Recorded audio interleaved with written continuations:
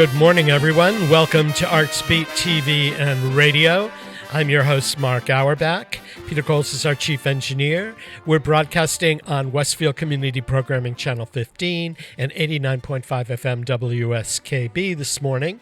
And we're going to be spending the hour with my pals and buddies from TheaterWorks in Hartford, Artistic Director Rob Ruggiero and Eric Ort and Tanisha Dugan, the Artistic Associates. We had planned to do, quite a while ago, a kind of like a season announcement for TheaterWorks. And Eric had been on ArtsBeat to talk about the last show that actually played in TheaterWorks called Every Brilliant Thing. Then during the special series we did called How We're Doing, we got a chance to talk with Rob and also Michael McKiernan, who's a member of the TheaterWorks staff who is a new dad, and how he was working at home with an infant and a toddler. And Rob, you talked about how TheaterWorks was surviving, and that was in the early days of the pandemic. And here we are now. It seems like the pandemic is going on forever. But you've managed to transition your on-stage work live into an exciting series of online programs. Who engineered that, and how has that been going? Well, we immediately, when very true to us, when we had to shut down, once we got our footing, we kind of put our heads together and decided to figure out some online patch. Now, I don't know, Tanisha or Eric, whose idea was whose at this point, because we're always talking together. I know that it was not me about living room concerts. We did them at the theater, and that seemed like an easy thing. And then how did we get to Get Sauced? Yeah, who created Get Sauced? I mean, obviously you had to know how to make sauce and you had to have a kitchen, but who decided to do it? Well, you guys please chime in, but I think that I was stepping in like I wanted to do something and there was an idea there, but it wasn't me who came up with Get Sauced. Who was it, Michael? Was that Tanisha? Michael? Yeah, Michael and I sort of really took the bull by the horns when we realized we weren't going to have opportunity to have program in real life. And we just started running through a laundry list of things that we could do, many of which you have yet to see, and who knows if it will ever see the light of day. But came, quickly to living room because, as Rob said, we'd been doing that in real life previously, and it felt like the easiest thing to translate to digital. And interestingly enough, we had moved it to digital just before everybody started doing these sort of in your home concerts, which was fun and funny as we started to see, Garth Brooks and, his wife doing something on ABC. And then Get Sauced, we knew that Rob had to do some communication with our audience. And we were unsure about what the tone of that could be. And so trying to find something that felt like a escape from where people were when all of this first sort of went down was, I think, at the forefront of our mind. And so much of, Rob's, a lot of Rob's greatest hits, so to speak, have been theater productions that were around the kitchen. I mean, everybody loved, I Lost, I Made Spaghetti. And so, we ideated from that place of Rob talking to us about what it was like to work with Antoinette. And I think Antoinette was the first guest. She was the first guest. And I fought the title, Mark, because I'm like, it's not a cooking show. I'm not cooking on there. Of course, I love it now because I end up always fighting things and then telling my team that they were right weeks later. But because what it is about being in the kitchen for me is as an Italian American, and as somebody from my people there, we spent a lot of time in the kitchen, and we cook there, and we fight there, and we talk deep talks there, and we laugh there. So it seemed to be the place to have some great conversation. And I'm kind of enjoying it. I know that you enjoy it, which makes me happy. I love it. And I even joke about it that I never thought about broadcasting this from my kitchen. My kitchen isn't as nice as yours. But I said jokingly to somebody, one day. I said, Rob Rusciero has a kitchen. He has guests on and they talk, and it's called Get Sauce. I should do the same thing. And in front of my refrigerator, because I have a Rob around, and we'd call it Get Tossed. And I'd throw away expired condiments. And I could say, I bought this barbecue sauce in 2017 when Hello Dolly was on Broadway, and just toss it out. But you've actually had some really phenomenal people. You regathered your cast from Next to Normal. You had the Tony winner Beth Level on recently, and just an array of people. It seems so natural and kind of fun to be able to look into somebody's living room or kitchen, and you learn so much about them by the decor or the books in the bookcases or the dogs and cats and kids running around and stuff. It's a nice setting for theater on the spot. Well, thanks. And I thank my team, some of who are here, but they've been very encouraging, to me. And now I feel this responsibility to deliver. Last night, Ife Butler was on from Chicago, and we had such a great time, and I think a great conversation. And I think that's the ultimate goal for that particular piece of programming. So we keep striving for that. When it works, when I feel like it works, it's easy. I forget that I'm even on camera, and it's just fun, like just hanging out. Yeah. If people miss them, are they cataloged or archived anywhere that somebody can go back and see a past episode? Good question. I'll let Tanisha take that one. I think we are quickly, like rabbits, working to have everything that we've done digitally cataloged online. So stay tuned. I assume by the fall they will be to see everything that we've done from April. But right now, you can find them on YouTube. I know that. Yeah, they're on YouTube under TheaterWorks. How long do you plan to continue the online? Is it something that you'll do until you can do live performances, or will you go beyond that? I'm so funny. I hesitate because I don't know who wants to speak. So, I'll help. So, did you get a sip of your coffee? I'll direct that question to Tanisha. All right. So we are planning on continuing through July on the programming that's currently in the docket. Taking a break through the end of the summer and coming back in either late August or early September with the new slate of digital programming. And I'm going to toss it back to Rob and Eric, because I think that seems like such an easy question, but I think we know that conversation is a little deeper than the programming that we've offered so far. So I'm going to toss it to Eric and then let Rob wrap that one up. Okay, that sounds good. Oh my God. So does that mean I get to be the one who opens the floodgates? Eric, it's your turn. Well, so here we go. Mark, obviously, as you pointed out, the pandemic is not going away. It is one of the descriptions that I have heard of what the foreseeable future will be is the hammer and the dance, okay? We hammer down, we lock down, we try and get things under control as we understand, and then we begin to dance out. And if dancing out works, then that's great. But if we discover that there are problems, the hammer comes down again. So we're going to be going through this cycle of the hammer and the dance for a while. And we are acknowledging that. We're acknowledging that. And so naturally, we are exploring the myriad ways that we will be able to offer, I can't believe I'm using this word, content, to those people who still want to hear the kind of stories that we deliver.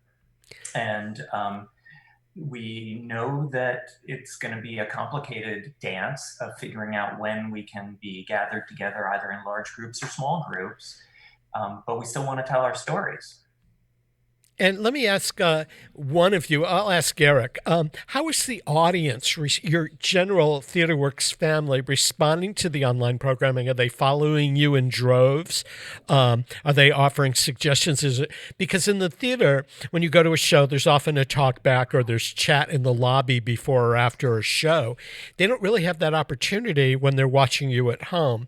How are they responding? Oh, Mark, I'm going to correct you there. I think one of the most thrilling discoveries I've had as, a gentleman of a certain age and a certain Luddite approach to the world was when we did our first living room concert. My ability to engage with the rest of the community watching and listening and the performer directly by sticking in comments was so energizing to me. And had you asked me the day before, is that going to be something I'd experience or enjoy? I would have rolled my eyes, frankly. But I love that is a way for me as an audience member when I am, and for the rest of our community to be able to engage with each other and the artist in real time. I love that you say discovery, Eric, because it's something that I've been tracking the rest of the industry sort of figuring out too. Like, oh, there is a way to continue to engage. There is a way to sort of have virtual applause or virtual engagement with the stuff that we're putting on stage. And so I think we're all beginning to go, oh, this is not passive. And this is not like, here's the content, whatever the content is, and let's hope and pray they like it. People can respond in real time. And in some ways, I think of Dominique Morisseau's, the letter she writes to how audiences are welcome to respond.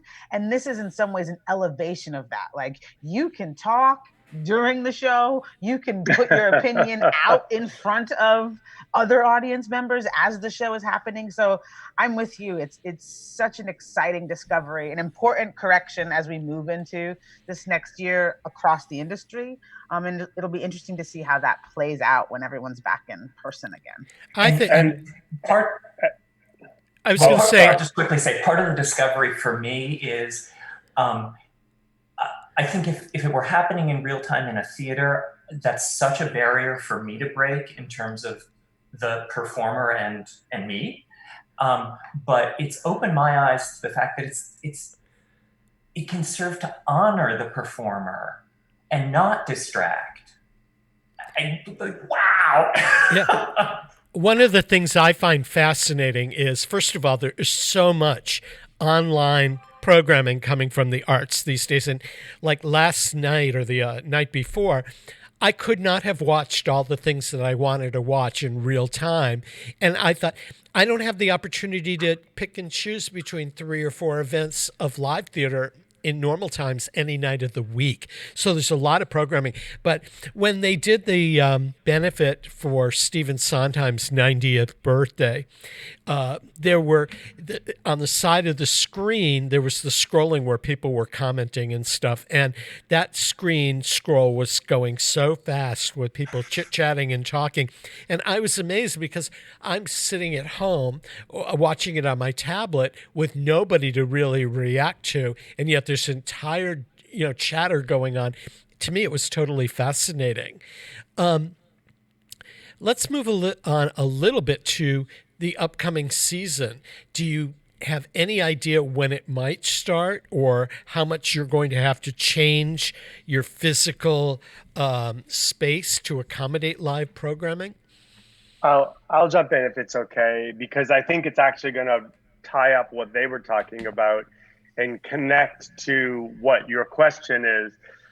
In streaming is not going away. So we have been in the forefront of I think, active conversation, at least with our own reps, union reps I'm talking about, determining to resolve how we can stream. Either create a piece of theater to just stream to our audience if it's not safe. Simulcast is a thing that's come up a lot where there are people watching live and people watching live at home. And then there's also just live broadcast. And I would say it's funny because we talked about this before we joined you, and we were like, how are we going to explain this? I would say TheaterWorks, we are committed. We as an organization, we as a team are committed to delivering a season. How that will be delivered is anybody's guess, because the landscape is changing. Right now, our thinking is the first show, or maybe first two shows, might be entirely recorded to stream. If it's safe for the artist to come in, rehearse, record to stream, send them home, moving towards a combination as soon as we can. Now, if the vaccine happens, like we keep hearing about, that will change it. But there are still going to be people who don't feel safe for a long time, and we can't ignore that. So we're dealing with that, and some flexibility in our dates comes along with that. And we also recently, you're the first we are going to talk about this. We thought, well, how can we turn this into, let's pray we're going to figure something out, or plan around conventional thinking? What could we do? So Mark, we're in the last phase of pre-announcement, of trying to find a way to do something we're calling like, I mean, not really a play a month, but delivering something monthly once the season starts in September, delivering something monthly. Because we thought, what an opportunity that because we have this platform, to elevate new voices, to respond to what is going on in the country right now, to lift up BIPOC artists. And I'll let Tanisha and Eric are going to be the creative directors of that effort. So I don't know if you want to jump in on top of that, but I'll just finish my part by saying we are being creative in how we are going to deliver something to our audience, because we are determined to not go away and to remain connected and tell those stories, to quote Eric. Yeah. Anyone else want to jump in? Yeah. Do you, Tanisha and Eric, one of you can respond. Is the technology, I mean, Zoom is a little awkward, but everybody's seeming to learn that. Is the technology evolving so that you'll be able to tell stories in different formats at this point? And is there new things coming online that could bring theater to the people? Yeah, I mean, I think, we did a show last week that we used a platform called StreamYard, which is a much more sophisticated in terms of its production possibilities, but it's very much like Zoom in the way that it operates. And I also think, I think we were being coy about what digital programming looks like, because, as Rob said, that first show of the season is you could put it in the bucket of digital programming, because it will be available through your device. That would be the way. And when we're talking about that is, if you've seen the work that the National Theatre has done in London, or you've seen any of the work that Lincoln Center has done with their production of Pipeline, I believe the Old Globe has also got some productions.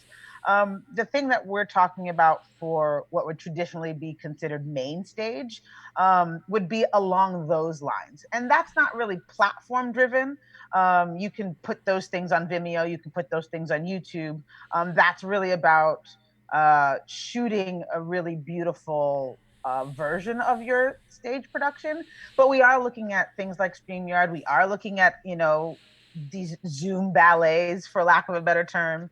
I think everything is on the table, and we just talked yesterday about sort of putting together a group within our organization that was charged with sort of researching and staying, really up to date on what's happening.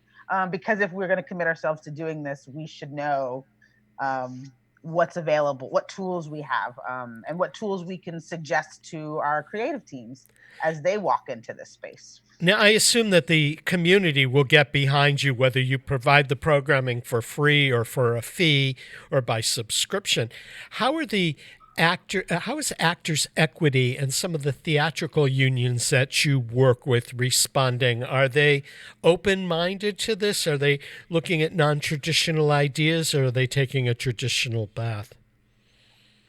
I would say Tanisha's smiling. Tanisha and I and Nicole have been, on those calls, and so that is my biggest anxiety, I would say, over this, because we absolutely understand that everything we're talking about is predicated on the artist's safety. We get that, and so that is the big one that we're not experts, and that's going to also be an individual artist thing in some cases, but there will be some parameters to come.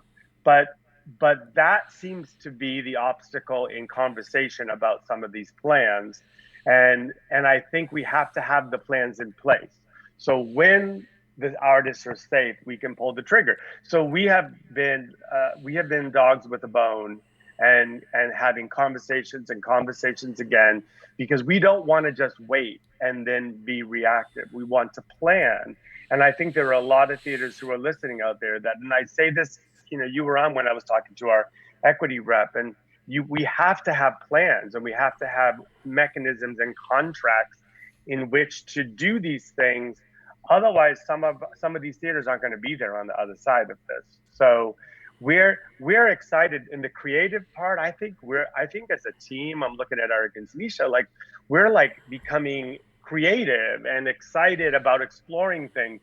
And the unions, although understandably, are the obstacle. Ironically, the writers so far, knocking on wood, are talking to the licensors, and the authors are way more open to understand that they have to have streaming agreements in place.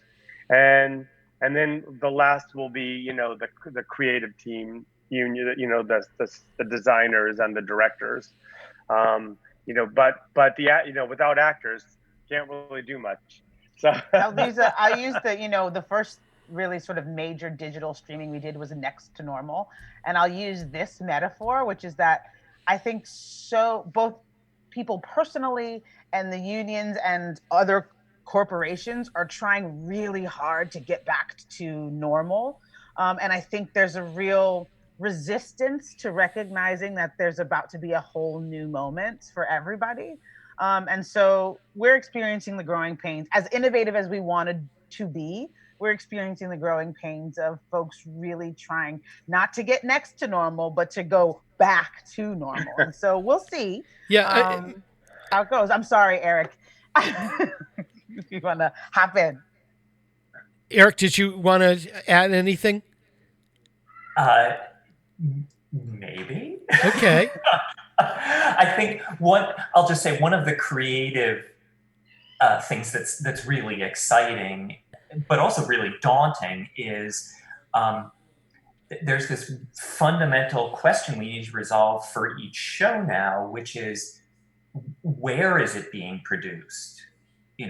And then there's this blooming of opportunities and challenges that come with that. So, will we be able to get 4 actors in the same space? Okay, yeah, then we'll commit to doing that safely, and that means we can do these kinds of things. But if we can't, okay, we have this whole other toolkit that we're working with, which is really different, and has its own challenges and opportunities. But making that fundamental decision is, at this point, one of the things that's really daunting. And it's really hard to budget. It's hard to budget for uncertainty and improvisation. That's true. That's very true. Our world. We've got to take a break to acknowledge our underwriters, and we will be right back with Rob Ruggiero, Tanisha Dugan, and Eric Ort from TheaterWorks. You're listening or watching ArtsBeat on either Westfield Community Programming Channel 15 or 89.5 FM WSKB. And if for any reason you missed a part of this program, it will be stored on YouTube at WSKB Community Radio. I'm Mark Auerbach for ArtsBeat. Peter Coles is our chief engineer, and we'll be back as soon as we acknowledge our underwriters. Don't go away.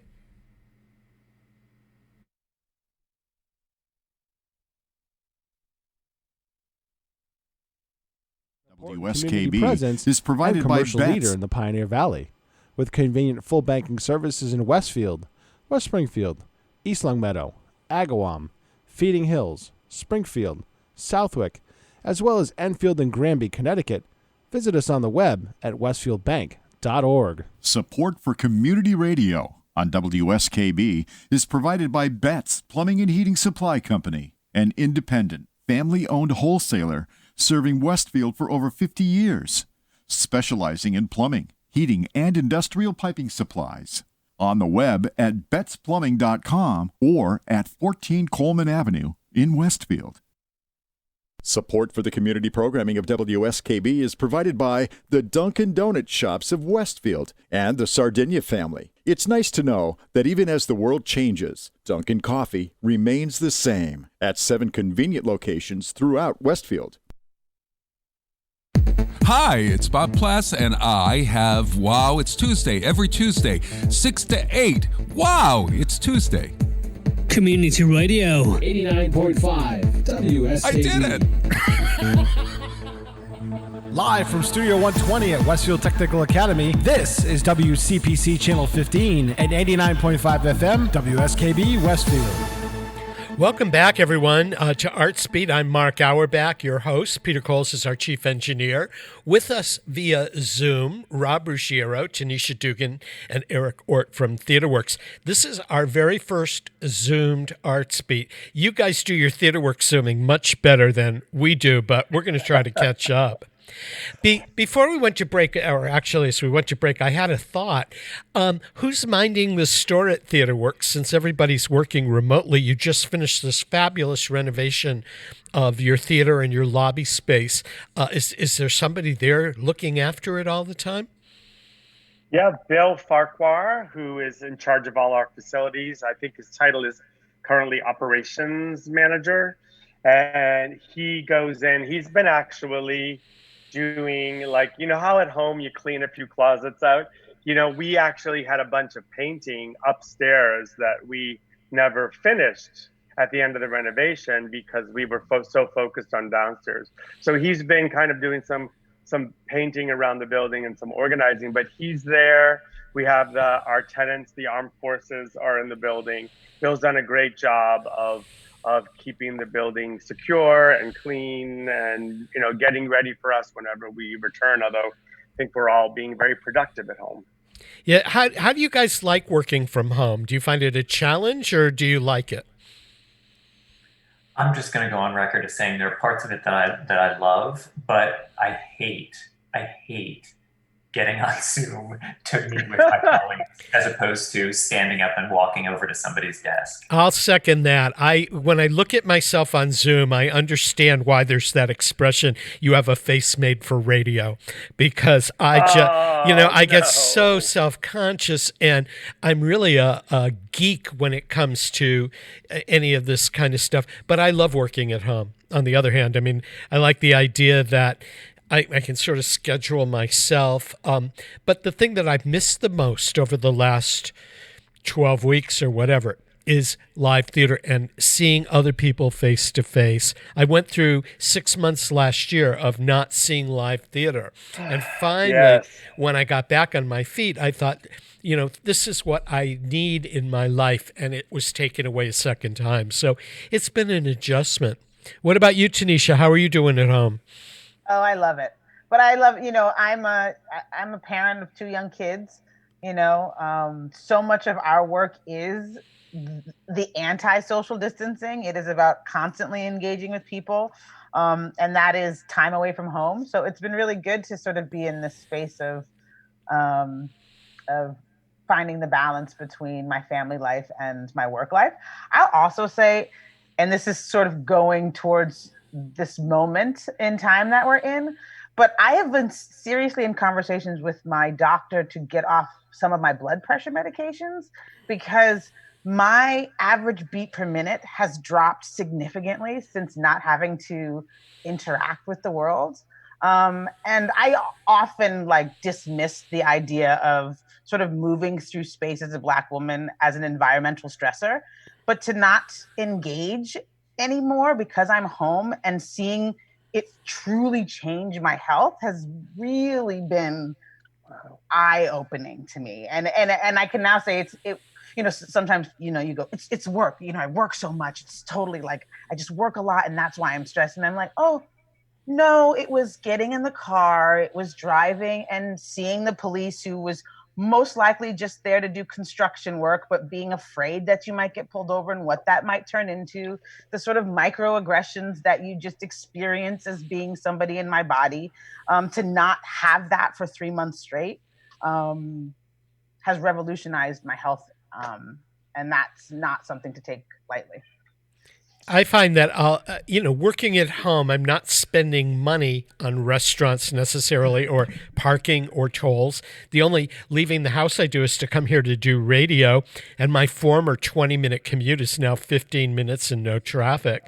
I miss the social interaction of being with friends. You can Zoom call or phone call with friends, and that's okay. But to actually sit and have a cup of coffee with somebody, I miss that. Rob, what about you? You're always traveling. If you're not doing TheaterWorks, you're directing somewhere else. Has this been the longest period of time that you've been home and not on the road? Yeah, well, it's been a lot, and I agree with everybody. I like a lot of what it means to be at home in terms of that space, but I miss the interpersonal live contact. And I am as a single man, and as a single person, really in the world. I'm sure there are many other out there. I talk to people like Tanisha who have family around them and that energy around them, and that probably gets really intense sometimes, and you crave for that space, that breath. Eric has a home of Eric and one, so there's two of you.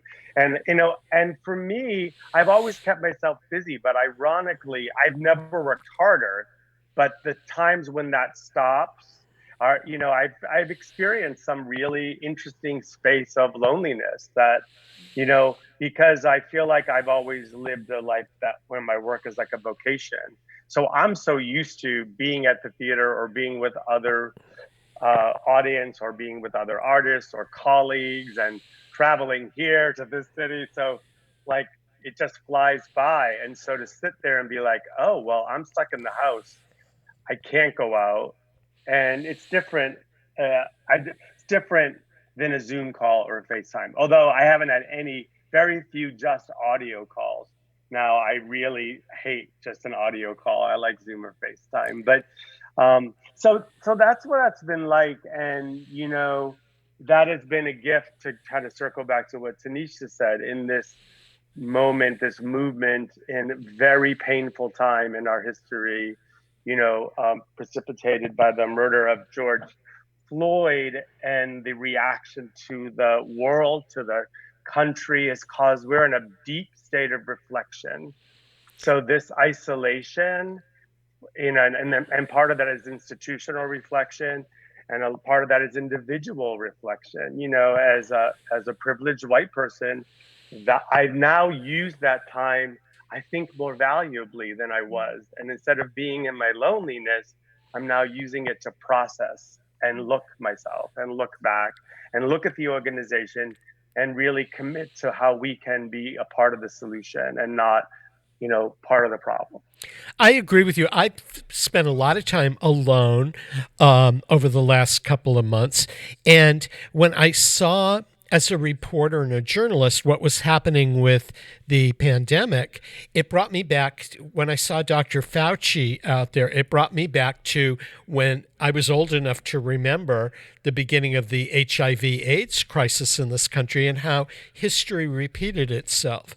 Then I'm talking with a group of filmmakers who are saying that Steven Spielberg had done a project to record the stories of Holocaust survivors before they died out, because most of them are in their upper 80s and 90s, and how some of the experiences that they related to were there were parallels to political issues that were happening today. And of course, these murders and all of that, we all have to reflect, and we all come to it from different angles. And I've done more introspection probably in the last month than I had done in years.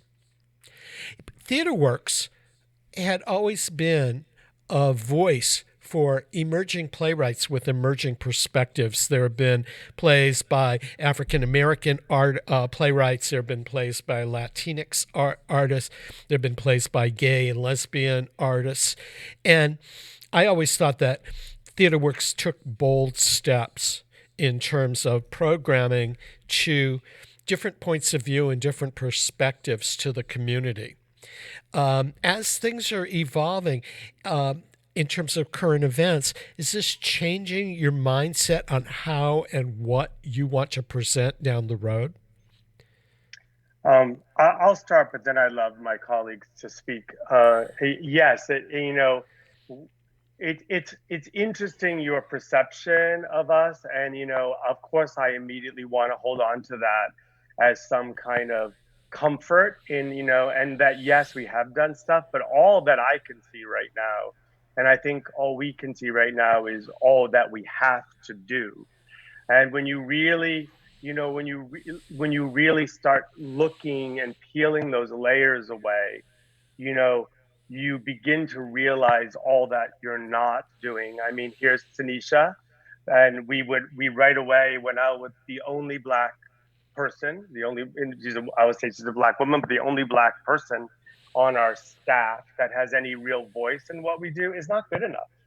And we really need to, as an organization, begin to act on, I think, what we want to be, and to begin to create and set example and make choices for looking forward. And I'd love you two to speak on that as well. Yeah, Tanisha, I mean, you come to it from a perspective. I think personally that TheaterWorks has done a good job in comparison to some of the other theaters that I cover. And in some cases, I certainly understand that Broadway musicals and pure entertainment is one part of what we all do, and it's got its place. But serious voices are seem to be always a part of TheaterWorks. Where do we need to go? What's our next steps, or how do you perceive it? So I'm going to answer that, not to center my voice, but to take some responsibility. Okay. And I'll say, just as Rob did, it's very comforting to hear what you just said, but honestly, the bar is really low. The bar is really low if you're comparing the kind of ways in which white theaters, and I think we need to call them that, open their doors, decenter the folks who have been in power and been guiding the industry. I'm not sure guiding is the right word, but we do need to do better, and we need to do better. I think one of the things that we're really just on the tip of the iceberg starting to look at is not only what can we do as a theater, but what can TheaterWorks do as an employer? What can TheaterWorks do as a business? What can we do as a member of the Hartford community? And what can we do as American citizens to really push into the hard questions, really specifically in this moment, about whiteness? I would agree. I would agree. I mean, Mark, I'm going to interrupt you real quick and just say I am so dang proud of you two. I'm so stinking proud of you. Of Eric and Rob, because I have nothing. I take no other than being a reviewer. No, you've got work to do. Yeah, I got lots of work. You got work to do. I got lots. But those two are in the midst of the work, and I'm so proud of you. Because it's not easy, but I'm so proud. I'm going to throw out a little metaphor that just occurred to me is, if you're an iPhone user, maybe once a week your phone tells you how much time you spend on different things, which I find totally annoying. But anyway, if my mind did that, the percentage of time I spent thinking about my race the last 21 days has gone off the chart compared to the 0% I did prior to Memorial Day. Literally 0% on my weekly summary. I would agree. I mean, I never sat down and thought about white privilege and my role until around Memorial Day. I mean, I tried as an individual and I tried in my work to be respectful of people who were different than me. Growing up in a family, my father's family escaped the Holocaust and came here. My mother's family escaped the Russian Revolution. I'm a openly gay kid. That's a minority, but still I have white privilege written all over me. And some of that doesn't matter. And I have to take more responsibility for my brothers and sisters in the world and not just think on my own terms. But it took this series of events for me to open up and start to think. And I've been thinking more about it, but I don't have any answers, other than that hopefully as an individual, I can do better and listen more. But I think for all of us, especially those of us that are in the media and those in the theater that tell stories, need to do more and make sure that stories get out there that can change lives. And I think that we have challenges ahead of us. Change lives, Mark, and just center lives. Center lives other than the ones that have had the chance to be center stage for a long time.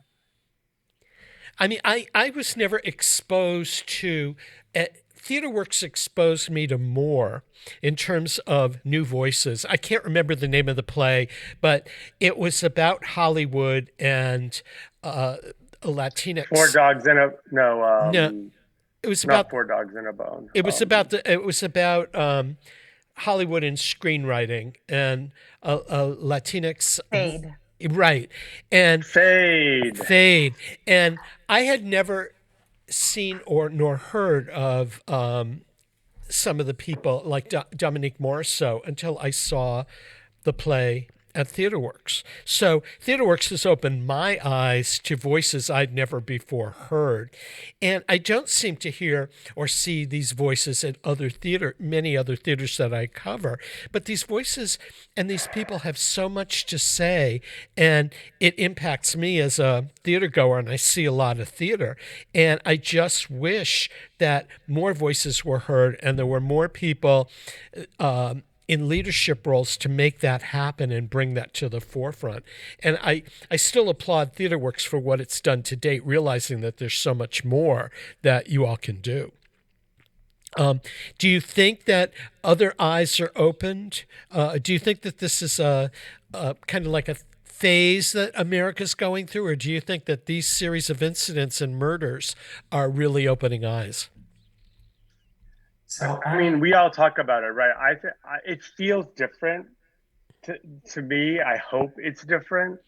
And the people that we're bringing into conversation, I mean, I think everybody that I've heard, either on television, we've spoken to directly, definitely hope, but feel that this is different. And there's something about this combination of health crisis, economic crisis, and civic unrest. I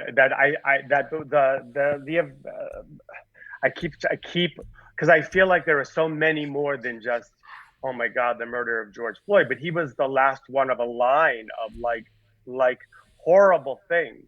And I think it's just this convergence of obstacles that just is like, it's enough. Everybody is like, it's enough. And that's a good thing. And it's painful now, but it's a good thing. It is a very good thing, but hopefully out of all of this, leaders will emerge that will unify rather than divide. I mean, I realized driving into work today, it's an anniversary of the terrorists that went into that Orlando nightclub and killed so many people. And that continues to happen. And there are school shootings and gun violence that continues to happen. And I keep hoping that out of everything that's going on right now, that there'll be some form or some individual or groups of people speaking through various voices that can unite all of us and treat us to respect each other.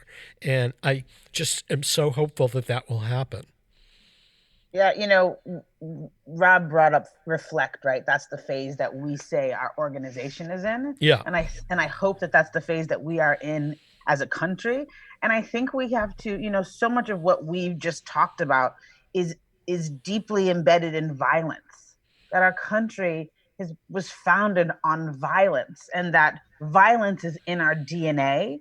And if we don't reflect on that and decide together how we are going to mediate that, remediate that, I think we'll be having this conversation for a long time. I mean, a 75-year-old man, white man, right? So this is a privileged person, as we see in America, was attacked by the police exercising his First Amendment right. I am surprised there is not more outrage from those who have been in power for so long, because that is your body now being at risk for some idea of what the state is meant to be. I think, I hope, what you and Rob say is right, that this is a different moment. But I see something like that, and I don't see the outrage, because you guys, looking at the three of you, are not that much far away from that 75-year-old man. You've got 15 to 20 years, and you are that man. And we don't respect the most privileged among us. Yeah. The state does not do that, and we're not, so I think there's a lot we can do in our storytelling to begin to ask people to critically think about the world around them. And if we begin to do that, I think there is hope for us as a society, as a human race, because it is just one race. It is really right. We have a very short period of time, so let me ask one question. Out of pandemics and epidemics and civil war and holocausts come new voices that express what happened. It took the AIDS epidemic in this country to bring to the forefront playwrights like Tony Kushner with Angels in America, or Larry Kramer to make a statement. How long do you think down the road, will it be a year, 2 years, 4 years, 5 years, that the pandemic and the racism of right now begins to be interpreted in new stories that will open eyes differently? Do you think it's coming? Well, I'm going to say that I think one of the things that anti-racist sentiment right now is going to help do is actually break open some gorgeous talent that's already there and shine a new light. And I'll give an absurd example because it's a Broadway play, but I've been revisiting slave play since I saw it, and I'm good, bad, or indifferent. I'm reading it with entirely new eyes at this moment, and hearing things that were there in the script, that I now hear completely differently, and my mind is open to them in such a different way to hear it. So I think there's a recognition of what's already out there, a grove of talent. And I would add that TheaterWorks has an opportunity, and I will use the word obligation. If we're going to expand, we're going to evaluate our programming that exists and expand. We must, shine that light on some of these voices as much as we can. So, and I'll say, Mark, you may have seeded an idea, right? Which is that as we talk about expanding our season, you've made me think, oh, we should absolutely be offering space and opportunity for those voices working right now to get that out, right? In a timely way so that it can have effect in the moment that they're writing. And so, you know, you're a good gardener. Thank you. Unfortunately, we're out of time because I think we could talk for God. quite a while. But I'm going to make you guys a promise. At the end of the summer, as things gel a little bit, would you come back and do another hour and we can see where things are progressing and share some discoveries that we've either had about our industry or ourselves that are going to shape and change the industry? Sure. Okay. Got a deal. And hopefully we'll all be better at Zoom at that point. And and Mark, I want to thank you. You know, because it's hard because I know it's Zoom is an odd format, but thank you for the opportunity for these questions and our processing. But thank you for the moment that happened for the three of us and here live on your Zoom, and I appreciate it.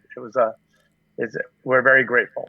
Well, I've got to say, and I mean, in all transparency, I've been a friend of the people at TheaterWorks because, first of all, you all are so genuine as individuals, and I also believe that you're putting honest theater on stage, and you're putting theater on stage to support your community, which oftentimes isn't something you see at other theaters. So I applaud your efforts, and I just am so glad that you share them with us, and I hope we can do that again soon. So Thank you. This is the end of another ArtsBeat. We've been chatting with Rob Ruggiero, Tanisha Dugan, and Eric Ort from TheaterWorks in Hartford. Check out what they're doing in terms of their extensive online programming these days at twhartford.org. This is the end of another ArtsBeat episode. If you missed part of it, you can catch it on WSKB Community Radio's YouTube page. Peter Coles has been our chief engineer. I'm Mark Auerbach, and we'll see you next week at Friday at 8 o'clock for another edition of ArtsBeat TV and Radio. Thanks for joining us. You didn't notice her at first, but I saw her the moment she walked in. She was a delivery woman. She came in with a handcart full of packages. She was an old school butch. Someone just came in the door, like no one I ever saw before. I feel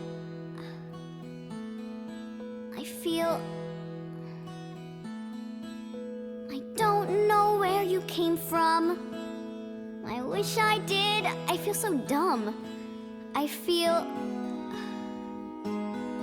your swagger and your bearing and the just right clothes you're wearing, your short hair and your dungarees and your lace-up boots and your keys. Oh, your ring of keys.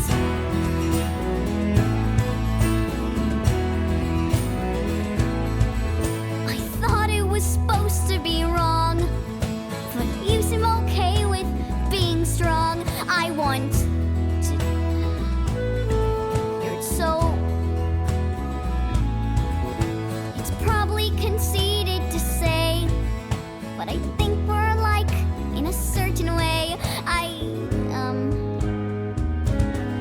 Your swagger and your bearing and the just right clothes you're wearing, your short hair and your dungarees and your lace-up boots and your keys. Oh, your ring of keys.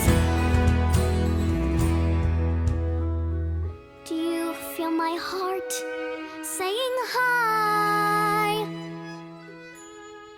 In this whole luncheonette, why am I the only one who sees you're beautiful? No, I mean handsome.